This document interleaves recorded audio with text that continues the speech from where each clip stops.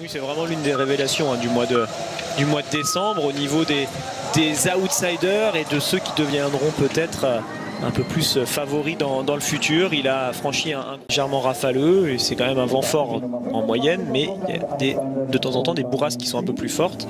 Et ce vent, il est déjà difficile à gérer sur les couchers, mais c'est encore gérable. On peut encore avoir des 5 sur 5, on le voit régulièrement des 4 sur 5, c'est pas mal. Par contre, c'est vraiment sur les tirs debout que c'est plus compliqué, avec une carabine qui est plus haute, qui bouge beaucoup plus. Et donc si on repart déjà avec 2 ou 3 erreurs sur un coucher, on n'est pas à l'abri de terminer avec un 5 sur 10 une fois qu'on aura terminé le debout. Donc c'est pour ça qu'ils sont extrêmement importants ces premiers tirs et d'essayer de limiter la casse. On le voit pour l'instant vraiment le bon score. C'est donc ce 4 sur 5. Iden Salo, lui, a réussi pour la Finlande à aller chercher le sans faute. Mais il avait perdu du temps au niveau de son installation.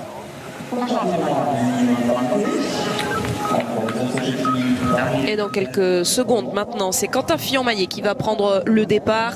3e français sur cette liste de départ. 2e tricolore au classement général. 2e biathlète tout court au classement général puisqu'il est... Et on retrouve ce classement donc à la sortie du premier tir. Philippe Andersen qui est bien en tête devant Eric Lesser. Sturla Lægreid est à 15 secondes. Les Français. Et c'est le moment où Sturla Lægreid est en train de tirer. Donc on va voir ce que ça donne pour le Norvégien. Ce sera 2 erreurs pour le Russe. Là, il va falloir être ultra costaud parce que ça bouge. Ça souffle très fort actuellement sur le pas de tir. Pour l'instant, il arrive à mettre toutes les balles. C'est incroyable. Bravo. Et ultra costaud, il arrive à l'être. Sturla Lægreid, 9 sur 10. Excellent score aujourd'hui derrière la carabine. Phénoménal. Franchement, aller chercher un 9 sur 10 là et surtout un 5 sur 5 debout dans ces conditions. Bravo à lui. Il envoie un signal fort quand même à ses adversaires. Si les conditions sont dures aux Jeux Olympiques, qu'il y a du vent, peut-être que c'est lui qui est le plus fort à ce petit jeu-là. Allez, maintenant il va falloir terminer le travail sur la piste. C'est encore loin d'être terminé pour la gagne du jour. Par contre, quoi qu'il arrive, au niveau de son tir, ça fait celui qui a mis la barre très haute actuellement. C'est Sturla Lægreid qui lui est ressorti à l'issue des 2 tirs avec ce 9 sur 10. Est-ce qu'Andersen va réussir à rester à son contact? Vous le voyez, il a quasiment plus aucune avance sur son compatriote alors, au moment où il arrive sur ce pas de tir.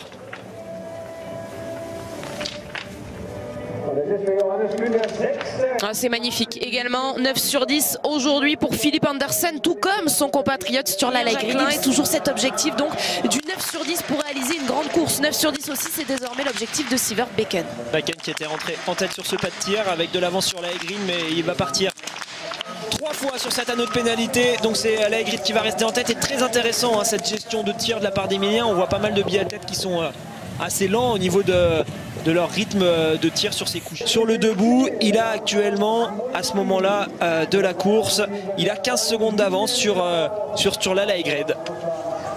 Emilien Jacquelin en tête après ce premier tir pour aller chercher le 9 sur 10 aujourd'hui. Donc pour l'instant 14 biathlètes sont passés sur ce 2e tir et un seul 10 sur 10, on va le souligner.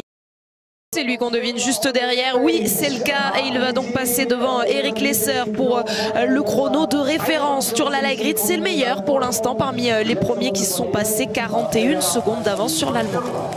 Très belle course pour jouer quand il arrivera sur son tir debout. On retrouve cette ligne d'arrivée avec toujours Sturla Lægreid, donc qui n'est pas inquiété par l'Ukrainien à l'image Tsimbal qui a pourtant réalisé le même score derrière la carabine, ce score de 9 sur 10, mais il est à quasiment 50 secondes du Norvégien, donc toujours en tête. Alors Quentin vient de s'installer avec un 7 sur 10, il est actuellement à 1 minute à la sortie du tir debout, donc il peut quand même aller chercher des choses intéressantes, normalement autour de la 15e place je pense. 8 sur 10, c'est le score donc aujourd'hui pour Quentin Fillon-Maillet. Et c'est pas un mauvais score vu les conditions. Non, là aussi ça va être pas mal. Ça va être pas mal pour Quentin qui va être placé. Est-ce que ça suffira pour le podium? Ça c'est pas sûr. Par contre pour le top 10 ça peut... Non, les Allemands eux ils préparent Oberhof et Ruhpolding. Ils sont rapides comme souvent sur ce début du mois de janvier. Ils sont rapides sur les skis. Ça se confirme. Navrat lui aussi est dans le coup pour jouer quelque chose. Dommage, il commence tout de suite avec une erreur. Il aurait pu ressortir à la bagarre avec Andersen, avec Kuhn et avec Quentin Fillon-Maillet. Bénédicte Doll, dans le même temps, sur son tir couché, il a imité son compatriote Philippe Navrat puisqu'il a fait 2 erreurs comme Philippe Navrat avant lui sur ce tir-là. Navrat qui passe totalement à côté toutefois. On joue le podium et tout d'un coup on se retrouve à essayer de se battre pour être dans la poursuite. Allez, il y aura donc 3 tours à faire. Jake Brown qui faisait jusque-là une très belle course, malheureusement lui aussi va aller pas mal de fois sur cette anneau. Ils sont là les Russes, hein. Seroko Vostov lui aussi vient de passer devant Andersen à 8,4 km. Il est deuxième derrière Sturla Laegrid. Même si Latipov lui est condamné à rester dans sa chambre d'hôtel, les 38. Allez, pour lui, pas grand chose d'autre à aller chercher qu'un 5 sur 5, sinon ça va faire beaucoup d'erreurs.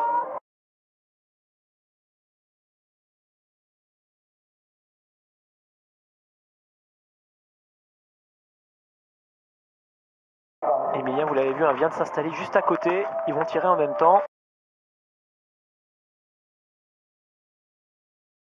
Et malheureusement, 2 erreurs supplémentaires. 5 sur 10 sur le premier tir. Emilien Jacquelin. Ah, la dernière, mais ça fait quand même un excellent tir, ultra rythmé. Il va reprendre du temps au niveau de ses temps de tir. Je pense qu'il va faire quelque chose de très bien. Emilien, on va regarder ce que ça donne une fois qu'il aura terminé son anneau de pénalité. Mais très belle attitude de sa part, il est rentré avec de l'avance, il a le sourire en tout cas, j'ai l'impression, quand il regarde les entraîneurs. Allez, va vite faire cet anneau de pénalité, on n'oublie pas de le faire, ça c'est important, on en a déjà vu à Oberhof l'oublier, cet anneau. Et derrière, il va ressortir dans les temps de Sturla Laegrid alors qu'il a pourtant un tour de plus. Ce dossard jaune qui n'a pas pesé trop lourd aujourd'hui sur les épaules d'Emilien Jacquelin, qui réalise pour l'instant, après les 2 premiers tiers de cette course, une très belle course. 2 erreurs seulement. Regardez, il va ressortir de l'anneau de pénalité en tête, oui, devant Sturla Laegrid avec presque 2 secondes d'avance sur le Norvégien qui a pourtant fait une erreur de moins. Dans les skis de Florent Claude, allez, pour aller jouer la victoire sur ce dernier tour, se battre face à Laegrid. Très belle gestion, hein. J'ai beaucoup aimé la façon dont il a géré ses tirs, Emilien. Au niveau des temps de tir, c'est lui qui a le meilleur temps de tir en 57 secondes. Un élément de comparaison face à Sturla Laegrid. Je vais essayer de le retrouver. Laegrid, lui, il a tiré en 1,17.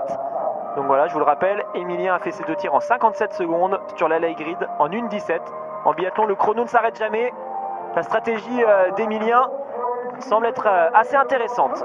Pour l'instant, il reste en tête Sturla Laegrid en attendant donc l'arrivée d'Emilien Jacquelin, un autre Français que l'on suit. Vous nous avez...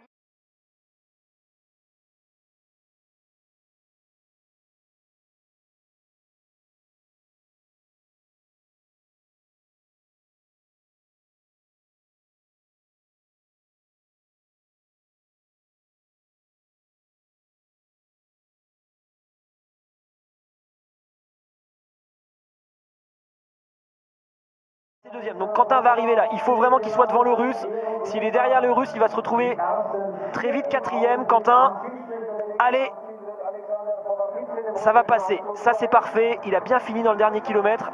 Ah non, c'est pas lui, c'est pas Quentin là qui vient de couper la ligne d'arrivée. C'est Power qui vient de passer cette ligne d'arrivée en 13e position. Quentin Fillon-Maillet, le voici avec la bonne combinaison cette fois. Et Quentin Fillon-Maillet 3e devant Philippe Andersen, derrière c'est Rock Vostov. Ouais, donc ça risque d'être compliqué rester sur le podium car Kuhn va arriver et va être devant normalement. Il a de la marge l'Allemand, hein, il joue presque avec Sturla Laegrid. Attention à Christiansen qui va bien se replacer, qui va lui aussi faire une excellente course. Et le voici avec son dossard 30, Johannes Kuhn, pour passer ou non devant Quentin Fillon-Maillet. Et normalement il sera bien devant. Est-ce que ça va jouer par rapport à Sturla Laegrid? C'est là qu'on va voir, il y avait 10 secondes entre les deux sur le dernier intermédiaire. Il y aura un peu moins, mais c'est le Norvégien qui va rester devant. Et de pas grand chose, 3 secondes et demie pour Johannes Kuhn. Serok Vostov reste sur ce podium, sur cette position de siège éjectable. Johannes Kuhn a gagné cette course. Allez, il va falloir tenir maintenant sur ce final. Il est horrible le final ici. Donc on a d'abord un long plat descendant là où on prend quasiment pas de vitesse. On essaye de relancer, puis ensuite on va tourner. Normalement, Emilien qui va être dans la dernière ligne droite. Donc on va peut-être avoir les deux en double fenêtre. Allez, la victoire se joue à la fois sur la ligne d'arrivée avec Emilien qui est au bout de l'effort et Loginov qui est sur le pas de tir.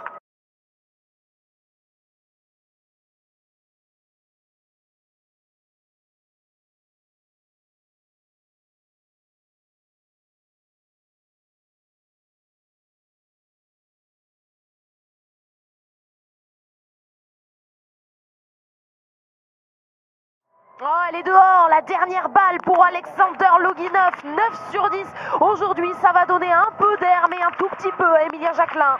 Oui, il va falloir qu'il ressorte. Alors on va le retrouver normalement, Emilien, sur cette ligne droite d'arrivée. Mais il va jouer le podium, encore Loginov. On va voir si ça peut le faire face à Emilien. Ça va être limite. Il a encore un peu de marge, mais il va être là normalement sur ce podium. Allez, Emilien, ça y est, il est là. Dernière ligne droite passe.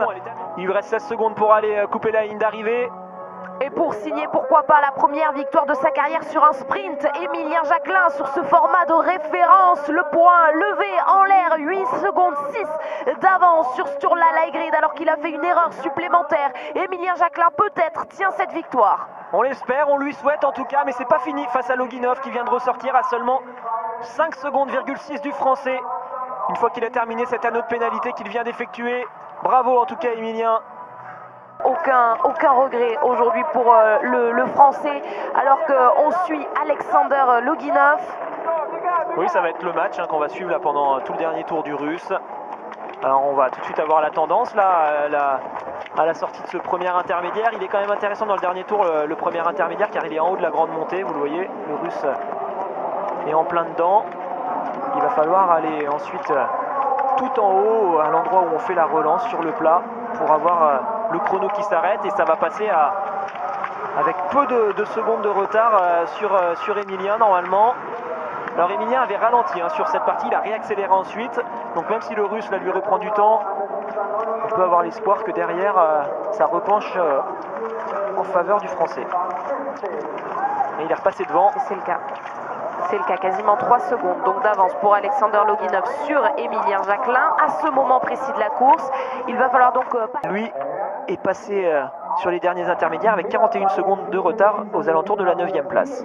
Eh bien, il a davantage de retard, mais il est toujours sur cette 9e position. 52 secondes et demie de retard sur Emilien Jacquelin pour Vettel Christophe Latipov. Et pourtant, Alexander Loginov est bien là. Oui, il est repassé, vous le voyez, son temps s'affiche, il est repassé avec encore 2 secondes d'avance par rapport à ce que je vous annonçais sur l'intermédiaire précédent. Cette dernière ligne droite, ce dernier kilomètre ici à Oberhof, ça peut être l'une des arrivées les plus faciles ou l'une des arrivées les plus dures de la Coupe du Monde. Quand il fait beau, qu'il n'y a pas de vent, c'est une arrivée qui est assez facile, c'est plat, on peut profiter de la descente qu'il y a juste avant pour vraiment se lancer. Par contre, je l'ai dit plusieurs fois, mais quand il y a du vent de face comme ça, comme aujourd'hui... Ils sont 109 sur la liste de départ, alors soyez bien là. Juste après la pause, on se retrouve et pour vivre évidemment le podium d'Emilien Jacquelin. À tout de suite.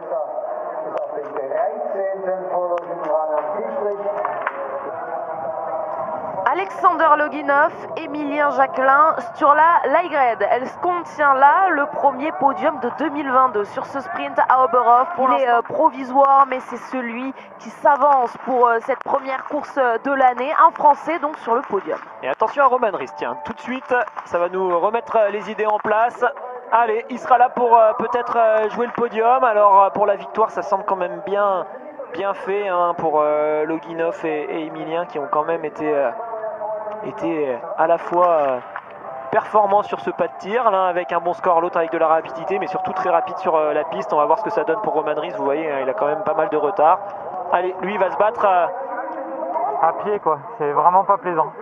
Après, il y en a un qui va gagner la course comme à chaque fois, et avec un tir correct en plus, donc voilà, je peux m'en prendre sûrement qu'à moi-même, mais ouais, c'était pas cool. Quel était l'état d'esprit dans le portillon de départ? J'avais les crocs, j'avais envie de continuer sur la lancée du début de saison, c'est-à-dire dans les clous en skip. À 27 secondes, et Fabien, 13e temps à 42 secondes, donc voilà.